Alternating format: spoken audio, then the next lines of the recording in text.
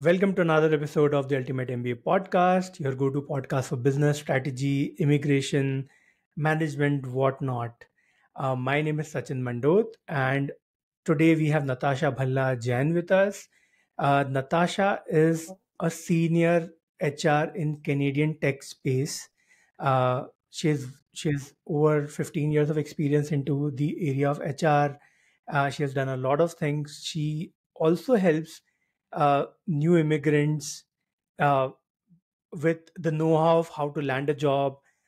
She also helps companies build up their tech pipeline. So she has done almost end to end of recruitment or building your talent pipeline things in Canada. Natasha, welcome to the podcast. Thanks, Sachin. So, Natasha, when a new immigrant comes to Canada and specifically in the tech space, uh, they always have this question of how to land a job in tech in Canada. Even if they Yes. have experience of tech from outside Canada, they struggle with these things. So, as a person who has a lot of experience in this area, how do you recommend to them to go about it? That's a great question, Sachin. I've been a new immigrant myself. I moved to Canada in 2019, so I understand how anxious one can get as you're, leaving your careers behind, moving into new landscapes. Um, and I think one of the things, and I can break it into a few parts for you here, but I think one of the biggest things I think people can do is prepare in advance. What I mean by that is preparation really becomes key to your success. And the beauty is, it's unfortunate, but a lot of people think, oh, I will land in Canada and then I will start preparing. You don't need to wait to land in Canada. Start doing your homework when you're still back home.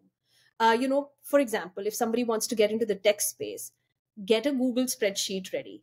Start interacting or start reviewing and scoping profiles of 15 to 20 people from, similar backgrounds as you, and start making a spreadsheet of, okay, what are the skills this person has? How do they align with my skills? What are the gaps that I see that my resume does not have or my profile does not have, but their profile has? And then start doing some research in terms of, okay, are my basic credentials in place? Do I need to pursue an additional course? Do I need an extra certification? And again, I'm telling you, all of this homework can be done when you're still back home, when there is still lesser anxiety, I'd say, of coming into a new country. You still have things under your control.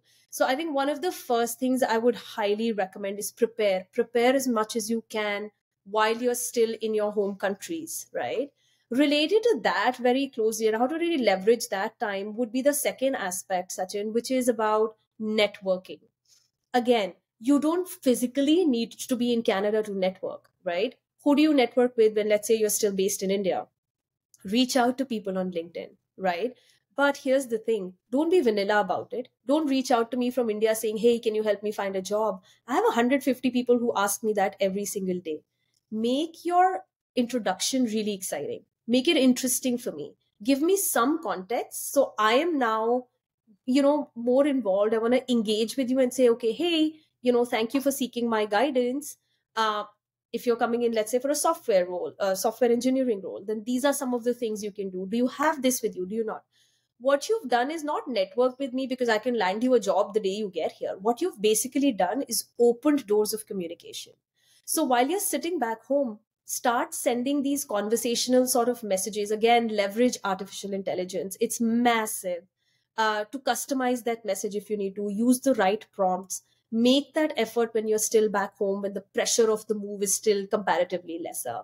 Um, Once you've landed and once you're here, then something I recommend would be, attend online events if you can, attend in-person events. There are enough and more conferences now that happen. It could be um, related to your field.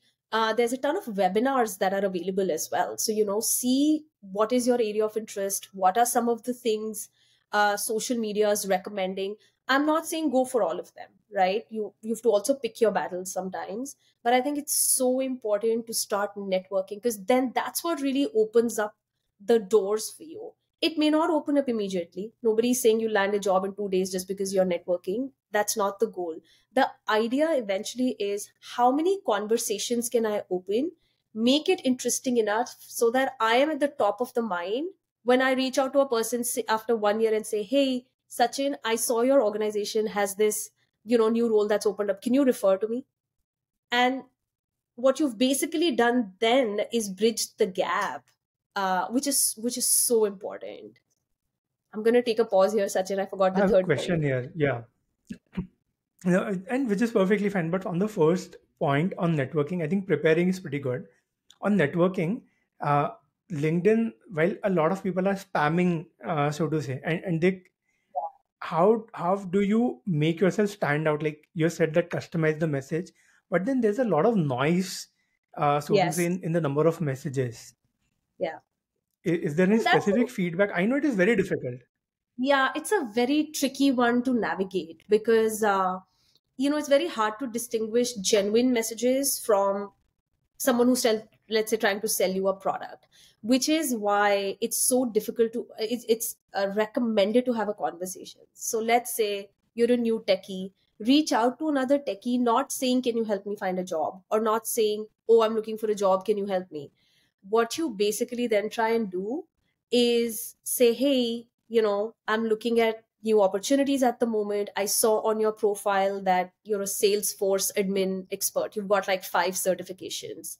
I'm looking at pursuing something on the same lines, but I'm not really very confident on how important it is for a role like, a tech role. So start getting that context from people instead of just saying, oh, I'm looking for a job, help me out. Because you genuinely come across as a person who's seeking help, who's seeking guidance. You opened a conversation. You're not just saying one way, you have a job, please help me apply. Hey, why? Why would I help you? Why? I have 150 people. How do I prioritize you over someone else? Sorry, I This think I actually went. makes sense because messages that I get, yeah, and actually answered. But the most of the messages that even I get on my LinkedIn is okay, there's this role open in an organization. Can you refer me? No, There is I no can't. context, and I think what you said is Exactly. really important. Yeah, exactly. I think that's the gap. If I, as a think of it, right? If I'm a stranger and you walk up to me and you say, "Hey, can you help me with this?" I'd be like, "But why? Like, I don't know you. Who are you? What's the context?" There's absolutely no rapport. Versus when you come and say, "Hey, Natasha, I want to get into the talent acquisition space. I don't know how to navigate this market. I've done my research and I've heard that pursuing a course like CHRP is beneficial, right? Do you think it really adds value to me, or do you think it's just one of those things that it's nice to have on your profile but doesn't necessarily mean will help me land the job I want?" Now what have you done? You've basically opened a conversation with me. My chances of responding to you now will be higher, where I'll probably just say, hey, look, in my experience, I don't think a CHRP designation or a certification makes sense. But if you're someone who wants to get into, let's say, the government space, right? Or you want to work in a public sector organization, there I know it is something that gives you that little leverage. And so now, let's say a year from today, you turn around and say, Natasha, can you help me refer me to this job? I see you have a common connection. I would be more than willing to now do that. So that whole context Act- and the ability to open the conversation is really important. Actually makes a lot of sense. So even it's like bringing the niceties of your physical connection or interaction to then online interaction. Yeah, You do not just go to someone physically and say, give me a job. You talk to exactly. them and then you build a rapport and do that. Yeah. Yeah, it's not like you're walking into a shop, right? Saying, Bhaiya, ye de do. Bhai, nahi. Yep. But yeah, that context is really Makes important. sense. Yeah. So Cool. now a person has done preparation. Yeah, a person has done preparation. They've done the connection, Huh. but I guess now comes the part of finding a job and maybe the CV part. Yeah. So, what are your recommendations on those areas? I would like for people to think of job search as a project, right? Think of it in your workplace. Okay. It's a project, it's a big project. Scope it out, right? And then break it into smaller steps. It starts with, what is my job search strategy, right? What is the kind of job I'm looking for? What are the potential industries that I should look for these jobs in? Now, how do I network and talk to people about this job, and in parallel, how do I persistently continue to apply across different portals? This is a very important piece of advice I'd want to give everybody. A lot of people apply for jobs every time they see it on LinkedIn, right? But because they're not networking, what they're missing out on, and it's shocking at how big the job hidden market, as it's called, is. A lot of people think it's a myth. I'm telling you from my personal experience, it's not. Especially for senior roles and leadership roles, not every organization is going to put it up on their social media pages.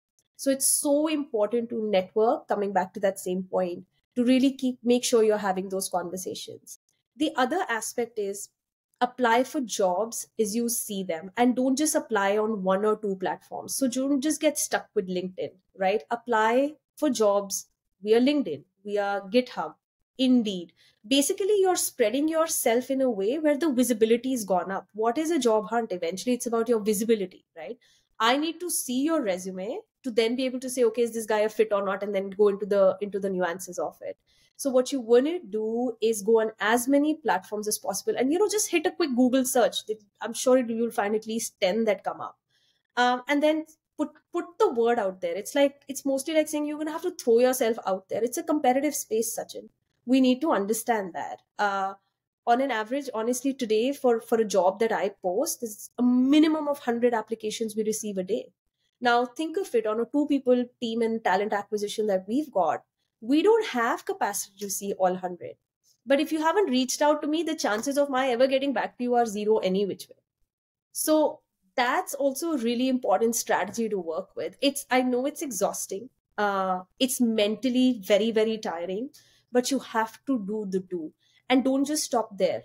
If you're someone who's very particular, very persistent, you will actually go to the next step, which is, after you've applied for the job, find out who is the hiring manager. I swear LinkedIn's the easiest way to do that. Find out who is the recruiter on that role. Reach out to them, right? Again, customize the message, personalize it, give them the context. Don't send them a message saying, hey, I saw this job posting on your website and I've applied for the role.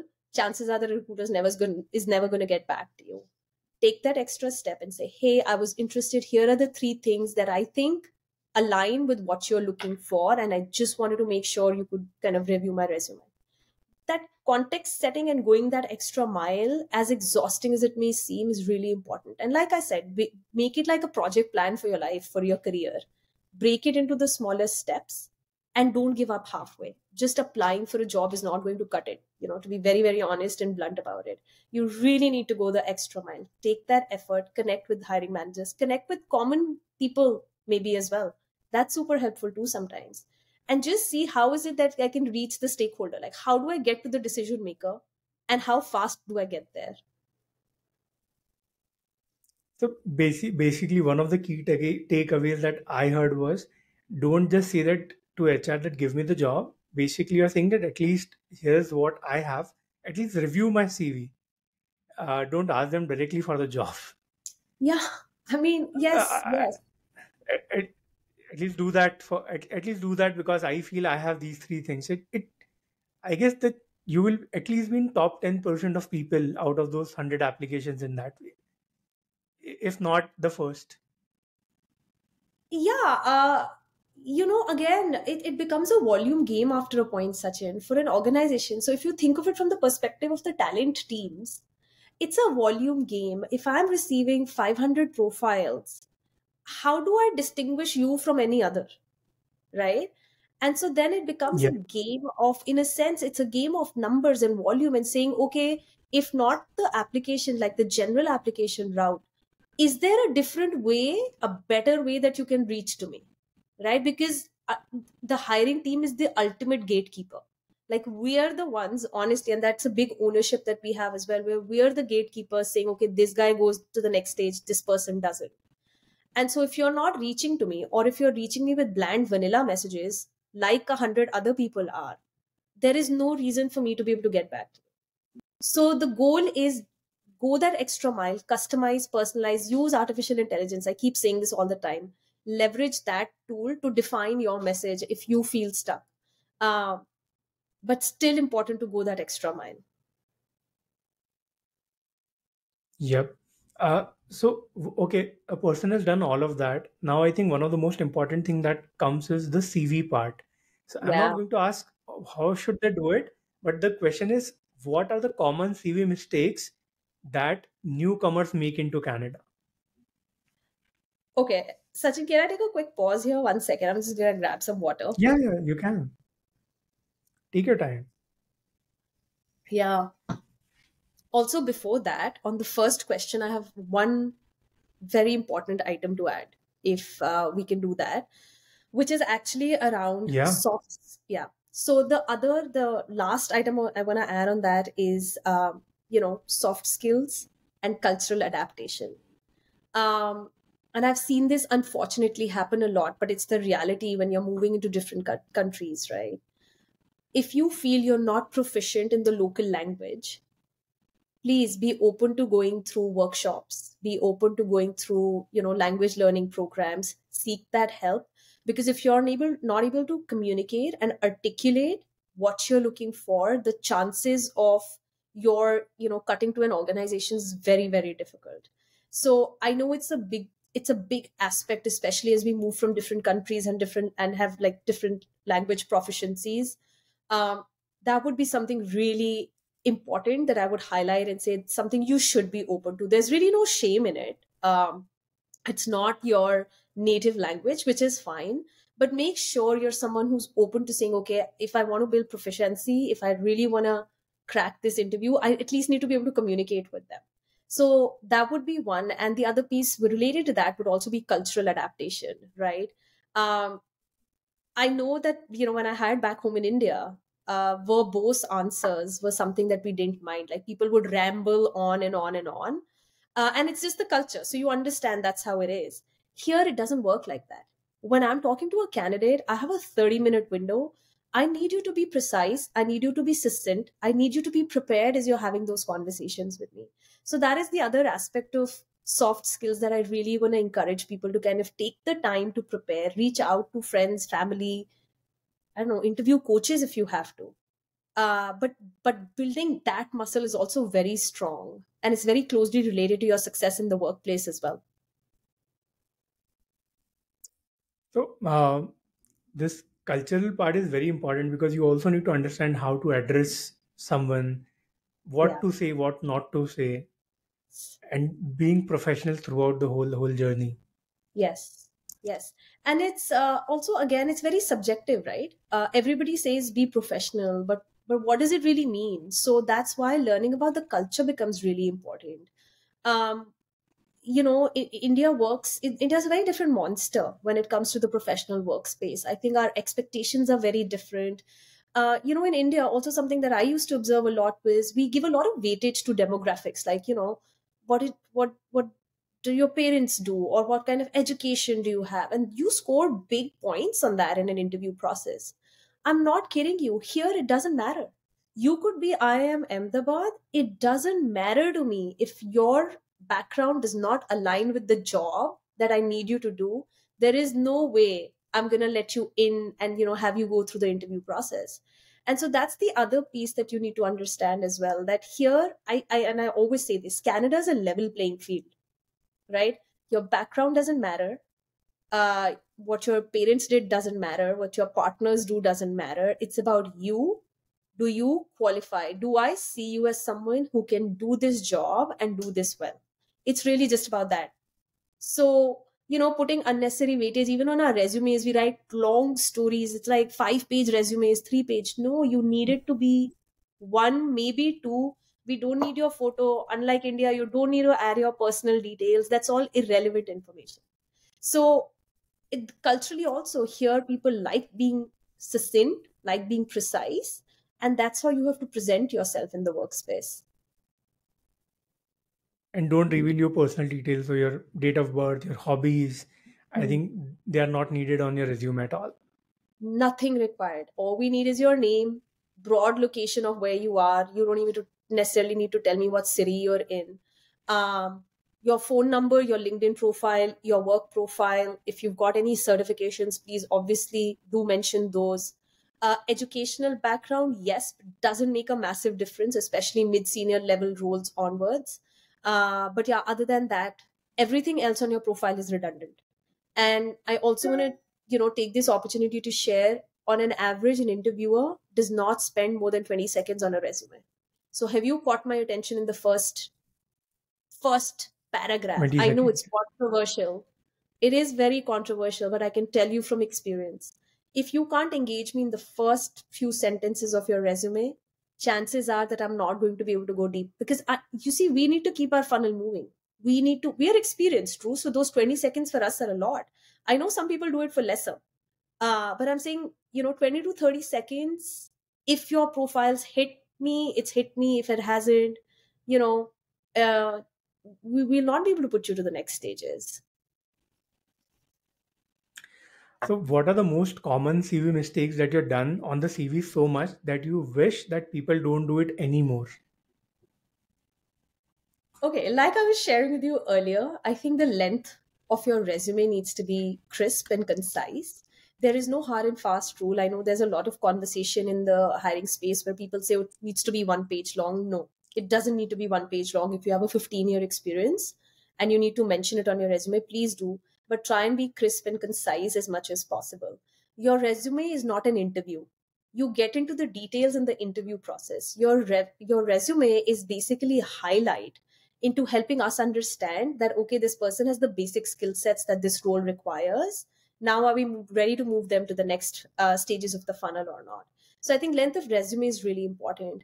Spell checks are important. Now the caveat here is you will not be disqualified from a process just because you've got a couple of spellings wrong, right? It's not that, but it doesn't look good on a resume. Just, it's an indicator of how much attention to detail does this person really pay, especially if it's repetitive errors. So I always say this, please use AI tools. I know this, platforms like Grammarly that can help you with that. Um, Use artificial intelligence.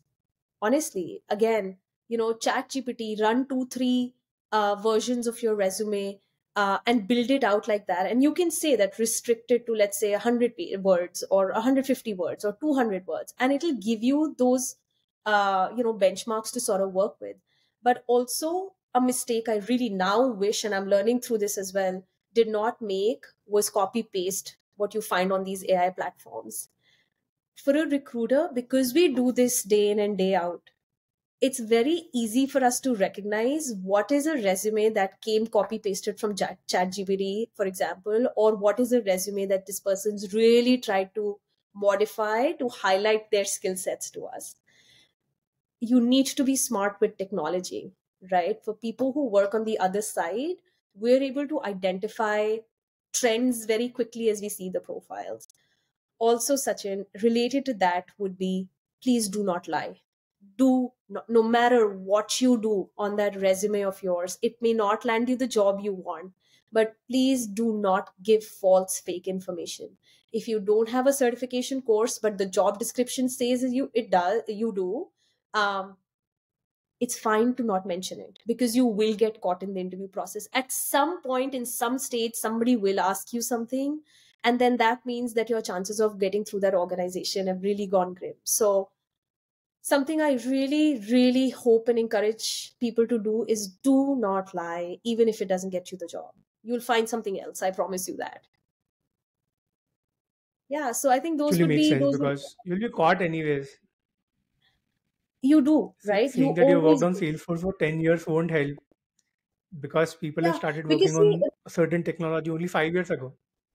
exactly. And also, even if you have, let's say in the interview, I ask you a question around it. As an interviewer, somebody who's worked on Salesforce, myself, for example, if I'm the hiring manager, you're like, no, but this is, you can identify like the gaps very quickly. Um, so yeah, please, hard and fast rule, no matter what, do not give fake information on your resume. It will not land you anywhere. And also, if you're going through recruiting agencies, God forbid they will blacklist you, and we don't want to do that, right? It just creates a lot of unnecessary drama. So something to be very, very thoughtful and careful with, especially as people use artificial intelligence a lot more now. It makes sense. So on that part, what are what are a few points that a person should do on their CV which are good, which will make them stand out, or which catches eyes of recruiter like you? That's a great question, Sachin. So, things that you shouldn't do versus what are the things you should do? Like I said, be precise, be concise. Uh, One of the things I'd recommend for everybody to do is the use of keywords, right? Uh, all job descriptions have some keywords or other listed on them. Make sure you're using those keywords, and if you have experience or background in those, you're adding them to your resume. That's what being smart about resume building is, right? You don't just merely copy paste. uh, Pick up 4, 5, 6 keywords and then add them to your resume, and then you send it out.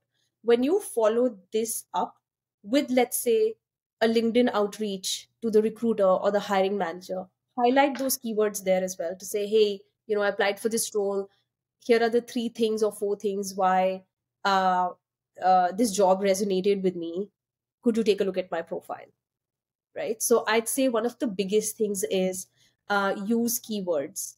And yeah, I think that would be one of the bigger ones. Also, don't get into too many details. If you've got a 15-year work experience, stick to your experience where you're still explaining it about 8 years. But anything more than 10 years, what is not relevant to the role is not relevant to the recruiters. Actually makes a lot of sense. So keywords is one. I think I also got a question from a viewer. Yeah. How to make your resume ATS compliant? I am guessing keywords is the answer to that. Yes. Keywords is the answer to that. There is unfortunately a lot of myth and misconception around ATS systems.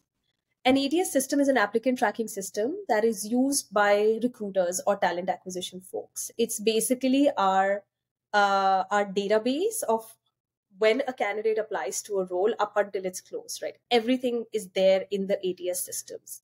There is always a human behind an ATS system. Please, I know there's a lot of this false information that's been flying around where it's like the system auto deletes you from. No, the system is not auto deleting you or auto rejecting you. There is a recruiter in that system who's opened your resume, taken a look at it, and then decided that you're not fit for the role or you are a fit for the role. Uh, so, in terms of getting ATS compliant, yes, of course, use the keywords. Um, some default functions would automatically have you get deleted from that particular job role, which is, let's give you a quick example. It'll be something like work authorization, right? So we will have those screening questions as you're applying for the role, which will say, okay, do you have work authorization for Canada? If you're saying no, and as an organization we know that we are not sponsoring work visas, the system will then in that case automatically reject you because those are the filters we've put. But understand, even for us, the goal is to get as many people through the funnel as we can, because you want to give everybody the equal opportunity. You want to create those opportunities for folks. So being ATS compliant would be, yes, of course, use the keywords, do all of that, but please understand there is always a human being sitting behind these ATS systems, sitting behind artificial intelligence systems, who are going to be reviewing your resume. If you're a fit, you will go through. If you're not fit, unfortunately, you will not go through. Basically, I think the interview process is not an entrance exam. Entrance exams are the maximum rejection that they can do. You are trying to select the best person. You're not trying to reject most of them.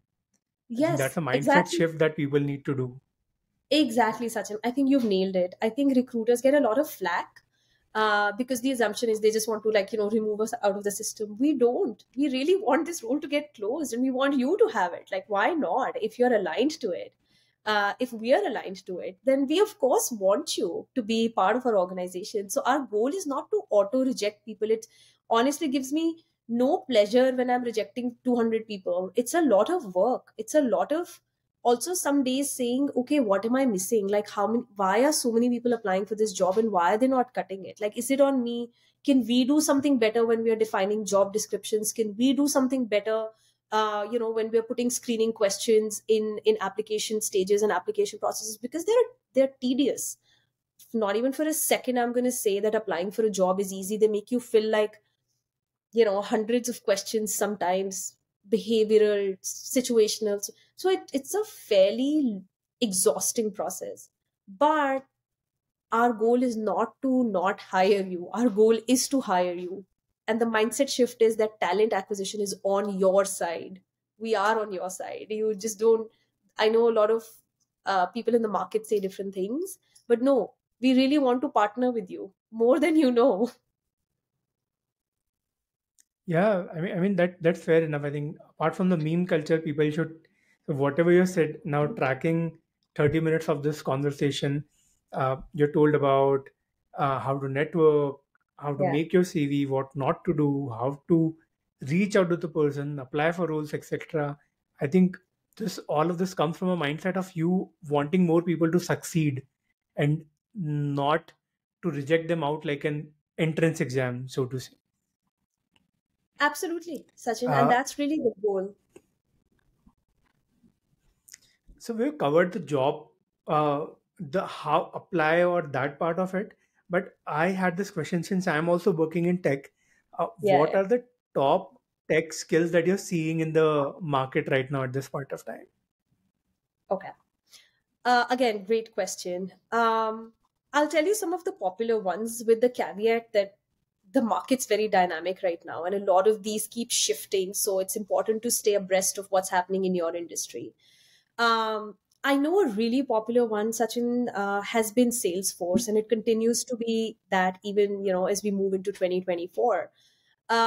Now, from I talk to a lot of people in the product space and software engineering space. Now, the challenge with Salesforce is that it's not everybody's cup of tea, right? Some dev people like it, some don't as much. Similar for engineering, like some people really, really enjoy it and like working on it, and some don't. Uh, so what I would say is that I know Salesforce has this trailheads that you can kind of test out and see where you lie in that spectrum. But it does continue to be one of the bigger platforms. In terms of languages, Java, C++, they still continue to be very, very popular. AWS is really big even now. Um, Google Cloud Computing is really big. So those would be some of the bigger web platforms people still kind of, there is a demand in the market for. Also frameworks like Vue or Kubernetes um, also continue to be very, very popular in the tech space right now. But beating all of this at this point is obviously the advent of artificial intelligence. So machine learning, AI, massive, massive scope at this point in time. AI is the new addition to the list. Otherwise, all the technologies that you listed are somewhere in and out. 4 or 5 years we have been hearing about them. Yeah, Uh, yeah. AI, LLM, etc. is the new addition to the list that's happening. Yeah, yeah, yeah. It continues to be, a lot of these continue to be popular over a period of time. There is still demand of these, of understanding or having a background on these architectures and frameworks. But AI is obviously the big one, and it's catching up really fast. Okay, related to that, so when a person come here, let's say that the compensation part of it, and at a broader level. Yes. So let's say that there are different. I'll give you different experience level and uh, the skills that they have, and Yeah. your idea on what range that they can expect.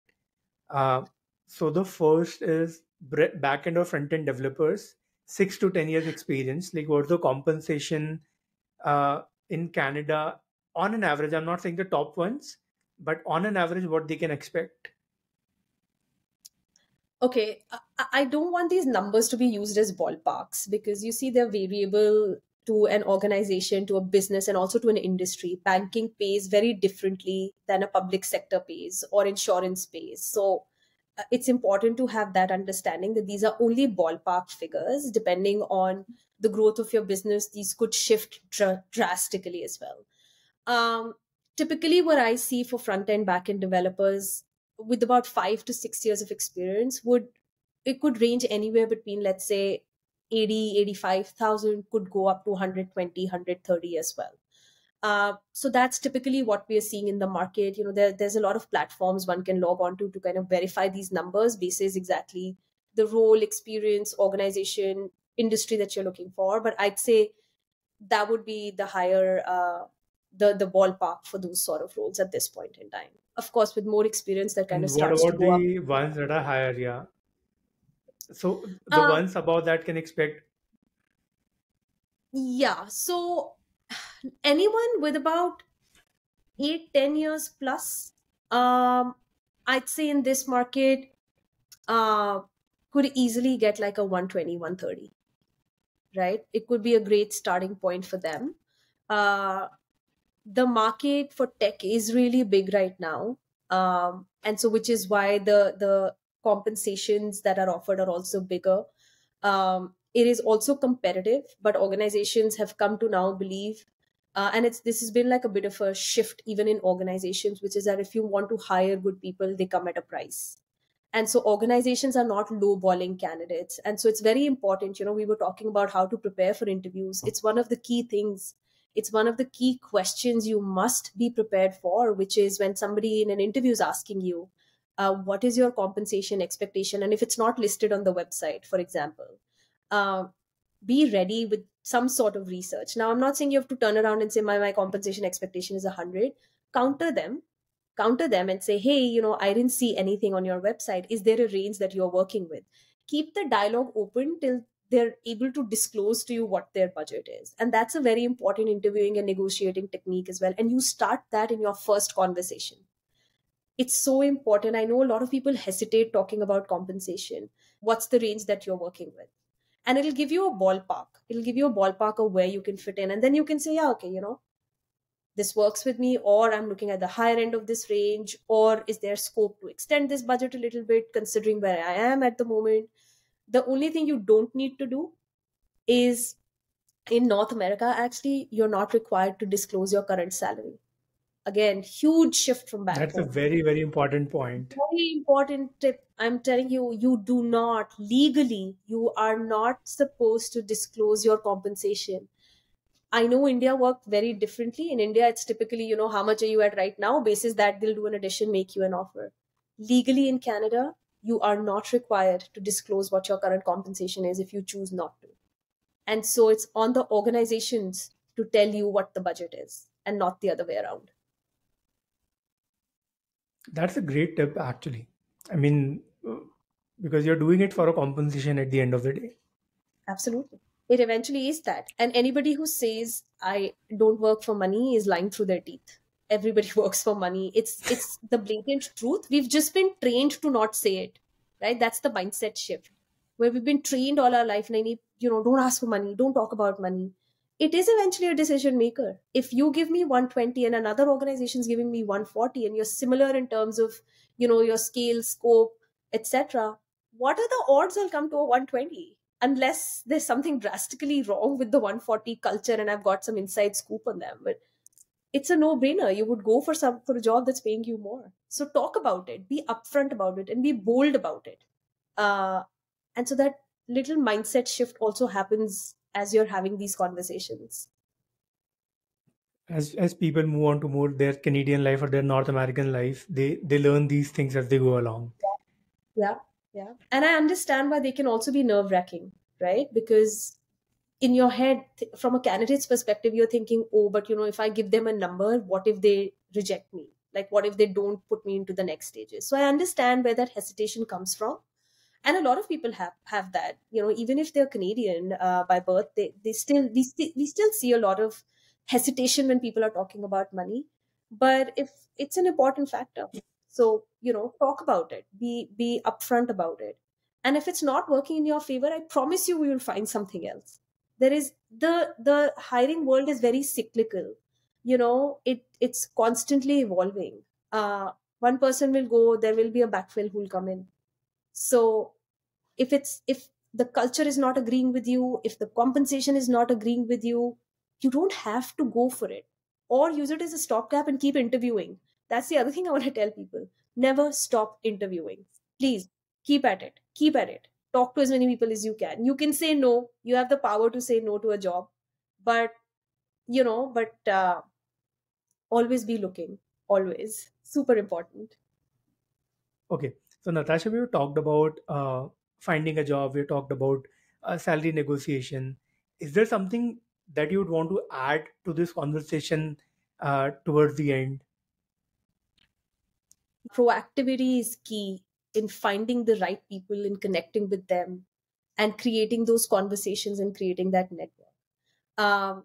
And so my big advice would be, it is, think of it like a career project.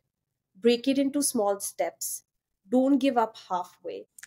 So, Natasha, thanks for answering a lot of these questions and the conversation of people listening in. I'm putting Natasha's LinkedIn ID into comments, her email ID as well. If you want to reach out to her,